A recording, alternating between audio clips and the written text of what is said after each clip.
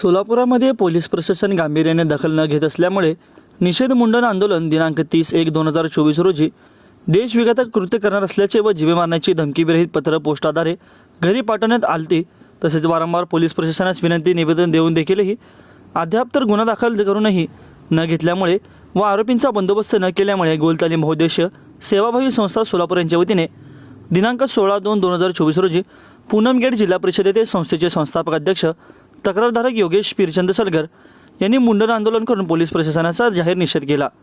तसेच यावेळी प्रमुख उपस्थिती म्हणून रवी नामदास, गणेश शिंदे, सतीश आनंदकर, सुनील जाधव, महादेव स्वामी, ज्ञानेश्वर भोसले, अरुण लोंगोटे, नागनाथ काका खटके, आकाश रेवणे, करण सिद्धर्गी, कुमार राठोड, दिलीप गुडदोरे, गणेश आवळे, शुभम कुंभार, मयूर वेर्णेकर व तसेच अनेक हिंदू बांधव उपस्थित होते।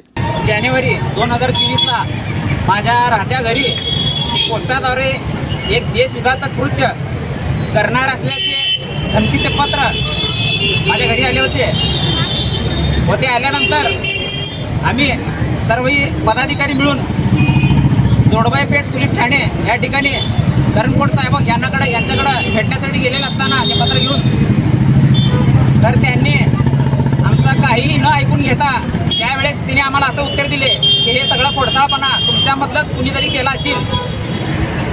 तर आम्ही साहेबांना अशी विनंती केलं, सर आमच्यामधलंच जरी कुणी केलं असेल तर शोधून काढायचं हे पोलीस प्रशासनाचं काम आहे, पोलीस प्रशासनाचं काम आहे। तर त्यांनी त्या गोष्टीला त्यावेळेस गंभीरमध्ये घेतलं नाही। त्यांनी वारंवार तेच म्हणत राहिले तुमच्यामधलंच कुणीतरी पाठवलं असेल खोडसाळपणा म्हणून। व त्या पत्रामध्ये मी एवढे दिवस गप होतो कारण की पोलीस प्रशासनावर माझा विश्वास होता मला न्याय मिळेल। तर असं होताना दिसून नाही आल्यामुळं आज माझ्या तोंडातनं त्या पत्रामध्ये काय काय उल्लेख केले ते सदरचा उल्लेख मी आपल्यासमोर मांडतो। तर त्या पत्रामध्ये असं उल्लेख होते पाकिस्तान जिंदाबाद, हिंदुस्तान मुर्दाबाद व आमचे देशाचे पंतप्रधान नरेंद्रभाई मोदी व देशाचे गृहमंत्री अमितभाई शाह यांच्या दोघांचे नावं व आमच्या भागातील माजी नगरसेवक जगदीशजी पाटील व सोलापूरचे माजी पालकमंत्री व आमदार विजयकुमार देशमुख व तसेच सुशीलकुमार शिंदे व प्रणिती शिंदे यांचे उल्लेख त्या पत्रामध्ये होते। व सदरचा उल्लेख असा होता की अजमल कसाब साहब को आपने धोखे से पकड़ के फाशी दिया है।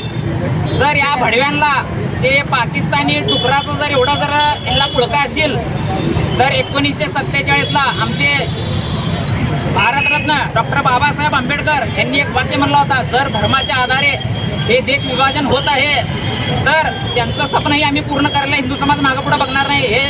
याची दखल पोलीस प्रशासनाने घ्यावी। आम्ही तसेच दिनांक 5/2/2024 व तसेच दिनांक 12/2/2024 रोजी समक्ष एम राजकुमार साहेब पोलीस आयुक्त सोलापूर यांना समक्ष भेटून पत्र देऊन देखील आज पत्र आम्हाला कुठलेही न्याय मिळाला नाही। तर आम्ही आज जिल्हा परिषद पूनमगेट येथे गोलतालीम बहुउद्देशीय सेवाभावी संस्थेच्या वतीनं त्या निवेदनामध्ये असं म्हणलं होतं की आमच्या मागणीनुसार आरोपींना अटक करून आपल्या कायद्याच्या बडग्यानं त्यांना जोपर्यंत उत्तर मिळत नाही व मला माझ्या जीवितात धोका आहे असं पोलीस प्रशासनाला वारंवार सांगून देखील पोलीस प्रशासन माझ्याकडे जाणून बुजून कानाडोळा करत आहे। याचं उत्तर आम्हाला अजून पत्रही कळालं नाही। त्यांनी तर आम्हाला वारंवार एकच म्हणतात आम्ही चौकशी कधी करणार तुम्ही माझा जीव गेल्यावर।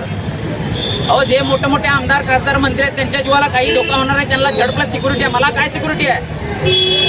अशी परिस्थिती गांभीर आम्ही ओळखून घेऊन संस्थेचे सर्व पदाधिकारी व हिंदू बांधवांनी मिळून या ठिकाणी मी स्वतः तक्रारधारक योगेश पीरचंद सलगर आज या ठिकाणी पोलीस प्रशासनाचा निदर्शन करून मुंडन आंदोलन घेण्यात आलं व याची गांभीर्य अजूनही जर पोलीस प्रशासन चुकीची सोंग घेत असेल, काही जणांना वाचवण्याची भूमिका जर पोलीस प्रशासनाची असेल तर सकल हिंदू समाज हे कधी खपून घेणार नाही।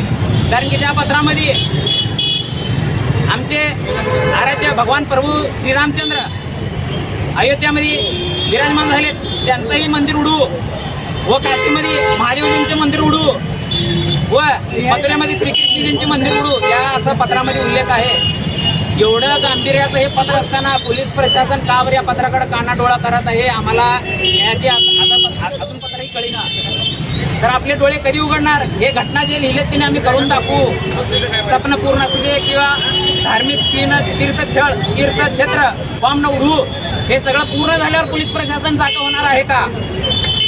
तर आज आम्ही फक्त मुंडन आंदोलन घेत आहोत.